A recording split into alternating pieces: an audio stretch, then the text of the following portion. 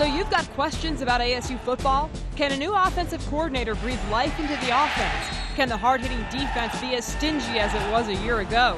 Who is the latest addition to the Sun Devils roster? And how did a trip to Eastern Arizona benefit a group of kids and create a bond between teammates?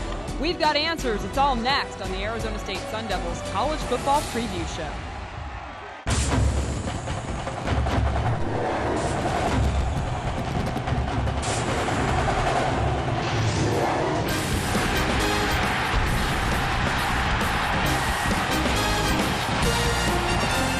Hi everyone, and welcome to another season of ASU football here on Fox Sports Arizona.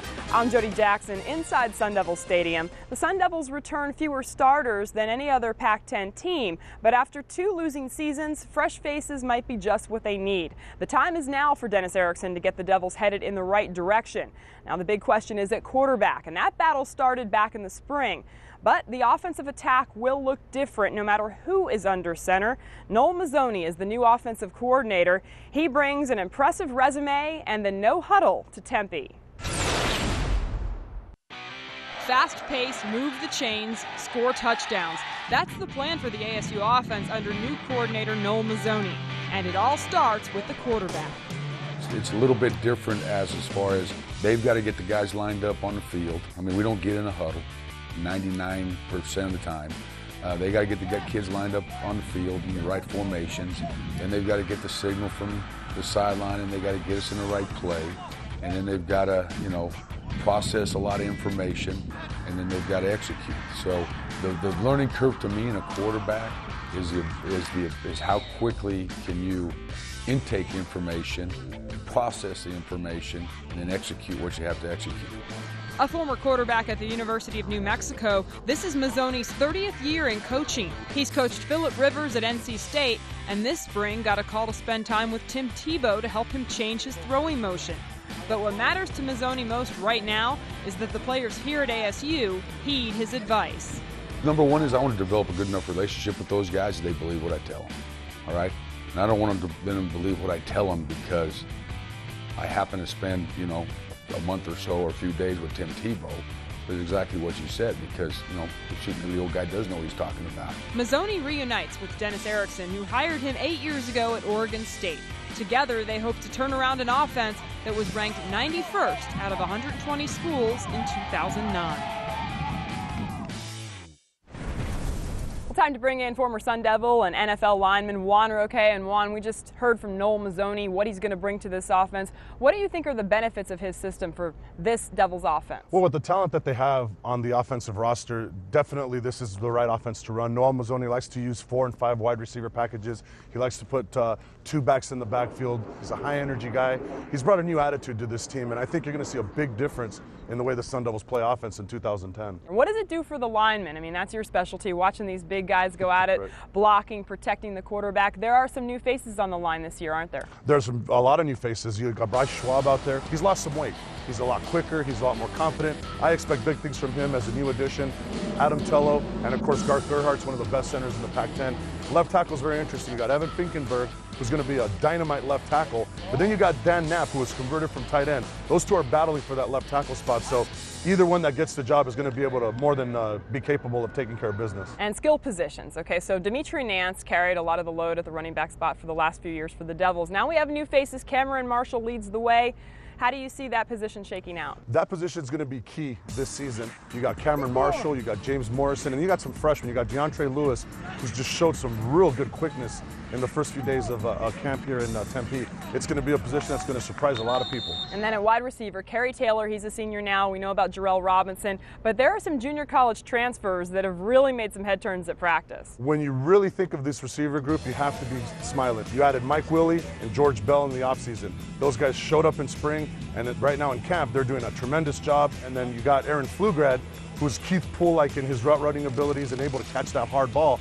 you got to be pleased with this receiver group. I think this is a very underrated offense. Well, Juan, we've covered the offense. Except for quarterback, we will get to that in the next segment, we promise you. But defense is really the strength of this ASU team. They were so good last year, but I have a feeling, and I'll get your thoughts, Juan, can they be better? Absolutely, they can be better. This defense is poised to be the best in the Pac-10 and maybe even vying for national prominence as well. When you think of the defensive line, these guys are all veterans. James Brooks, Lawrence Guy, Cy Falahola, Jamar Jarrett, they all have starting experience. And you look at the linebacking crew, you look at Vontaze Burfict, you look at Gerald Munns, who's had a tremendous start to his season. So this is just a strong team. And then the secondary. This was a group that had injuries, a lot of shuffling around, but Omar Bolden is now healthy, redshirted last year, is going to be poised to possibly be all Pac-10, maybe even vie for All-American. So you have to be happy about where this defense is at this point. I think they can take the field tomorrow and play at a high level. That's how good they are.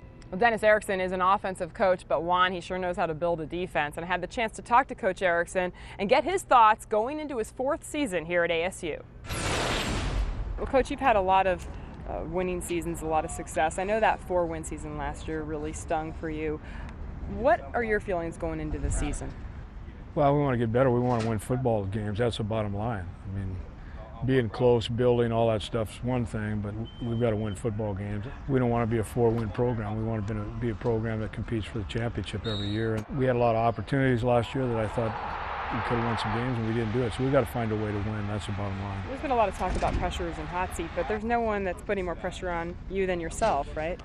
Yeah, I mean, I put more pressure on me than anybody else. I've been in this business a long time. I signed on here, and I told them what I was going to get done, and we're going to get it done. But you know, going through a season where you win 4 football games is not easy. You're still in the process of evaluating your 3 guys. What excites you about every one of them, no matter who's going to be back there behind center? Well, they're all a little different. Steven obviously has the experience of playing at Michigan and understands the game. Brock, to me, is physically very, very talented in all aspects of it. He can run for that height. He can throw. He's a tremendous athlete. And then Sam gives you a little different dimension as far as how fast he runs and some of the things we're doing in our offense. Sam will come in at some time and do some different things for us. Stay right there. Juan and I back in a bit to analyze the quarterbacks. Yes, there are 3 in contention. One of them is Samson Szakacsy. Find out how he led his teammates on a journey to bring some young kids hope for a better life. The last time the Sun Devils took on the Wisconsin Badgers, well, it was back in 1968. The Devils' ground attack controlled the game, led by fullback Art Malone and his 170 rushing yards, leading them to a 55-7 victory at Sun Devil Stadium. Juan, it's been 42 years since ASU matched up with Wisconsin, but they'll go this year to Madison, and I want your thoughts on how ASU matches up with this Badgers team. Well, Wisconsin, of course, being from the Big Ten, is one of those tough, hard-nosed, blue-collar, run-it-down-your-throat teams. We match up well with that football team. They're a beatable football team.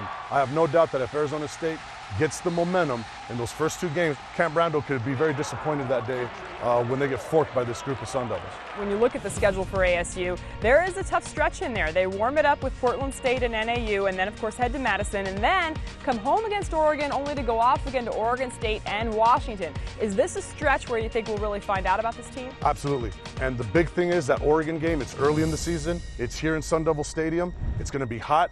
They got a new quarterback. They've had a lot of offseason issues. This team has had our number for several years, but I think this is the year they get plucked in the stadium. All right, prediction there on the Oregon game. I like it. Now, if ASU can find a playmaker at quarterback, well, it could really define the season for ASU. There are 3 options. How do you see this quarterback battle shaking out, Juan? Well, there definitely is an upgrade at that position. Samson Szakacsy actually was a shoulder problem that affected his elbow, so those problems are behind him. He's looked great in camp. He's thrown a really tight spiral. Brock Osweiler, of course, he's very tall. He has a cannon for an arm. He can see the field. And then you have Stephen Threed, who's transferred a couple of times, but he has starting experience. So you got all different types of elements at the quarterback spot. Whoever starts September 4th is going to be more than capable of leading this team and scoring big points for the Sun Devils. Well, let's hear from the 3 players competing for the starting job. You know, to be honest with you, I try not to focus on the competition side of it because you got enough competition just out there working against our defense. But really just try to do the best you can every play. I missed spring, so I'm kind of at a little, disadvantage from, being behind a little bit. But just really try to hit the playbook hard and pick it up in the summer so I could be able to come out here and compete. truly in this offense, we have so many quick, short passes that I think a high completion percentage and low turnovers should win the job. This is definitely a good problem for Coach Dennis Erickson to have when you have 3 viable candidates for that starting quarterback position. Now it just remains to be seen who he's going to pick to take the reins September 4th. All right, Juan, thanks for the time. Always good to hear your analysis, and we'll hear from you on September 4th when the Devils open the season against Portland State. So we've heard from the quarterbacks about their job on the field, but off the field, Samson Szakacsy stands above the rest. He was named a Tillman Scholar for his leadership, getting his teammates involved and making an impact in a Native American community.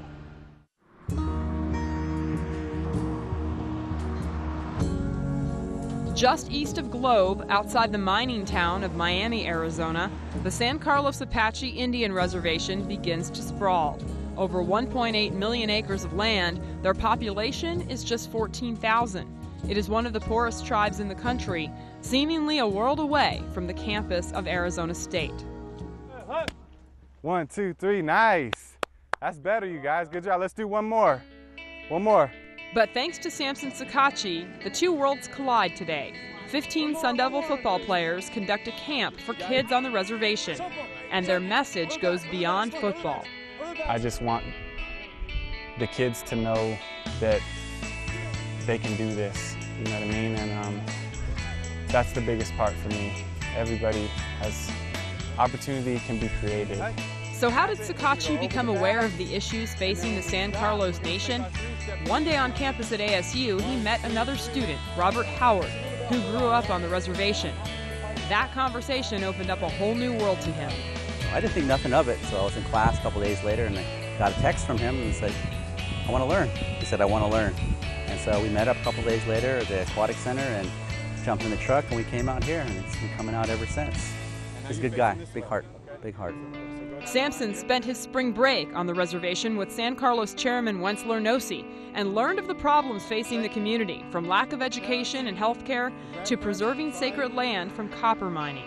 It seems like a lot of people don't know what restrictions we live by being on the reservation. So with Samson, I think that was really new and to listen that this actually, people live in those conditions today here in America. Samson knows he can't solve all of the tribe's problems, but he can make the kids' lives a little better through football. I mean, we all come from different backgrounds and different stories, okay? But it just takes a lot of hard work. You guys can be Sun Devils. Raise your hand if you want to be a Sun Devil someday.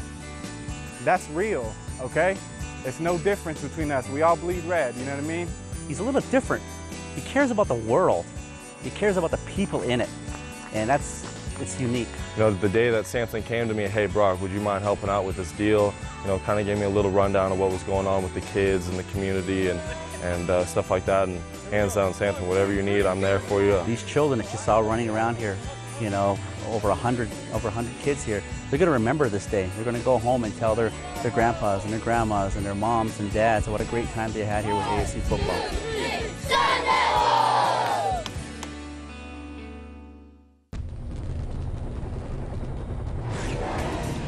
Stay with us. Later in the show, Glenn Parker breaks down the Pac-10. Will there be a shift in the conference, and where does ASU fit in? And youth is served as ASU adds a new recruit. He's a little undersized, but as brave as they come, and we'll have that story next.